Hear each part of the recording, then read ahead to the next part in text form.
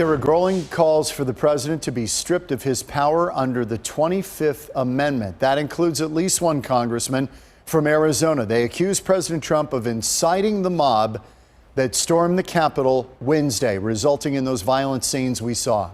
Fox 10's Brian Webb joins us live with the latest. Brian, this seems a little late in the game to try this, but some people really truly believe the president is a threat.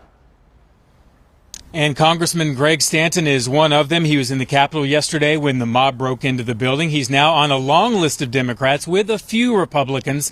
They are demanding the presidential powers be transferred to the vice president right away.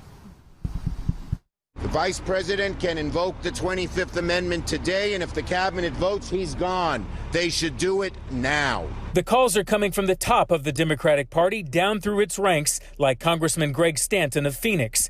He signed a letter with 17 members of the Judiciary Committee calling for the president's powers to be stripped. The letter reads in part, the president revealed he is not mentally sound and is still unable to process and accept the results of the 2020 election.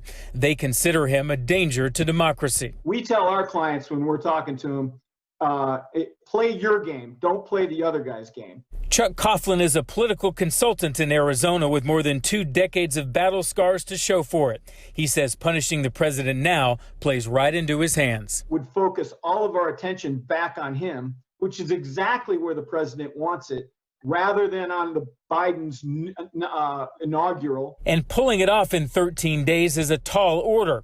It would take a move by the vice president and more than half the cabinet members, then would need a 2/3 majority in both the House and Senate to seal the deal. But for dozens of Democrats, the question is, if not now, when? And the violence targeting Congress are horrors that will forever stain our nation's history, instigated by the President of the United States. Late today, Vice President Mike Pence said he would not invoke the 25th Amendment. Speaker Pelosi says that would force her to impeach the president again. Tonight at 6, hear from one of at least 2 Republicans who feel the country would be better off if the president would be pushed aside. Live in Phoenix, I'm Brian Webb, Fox 10 News.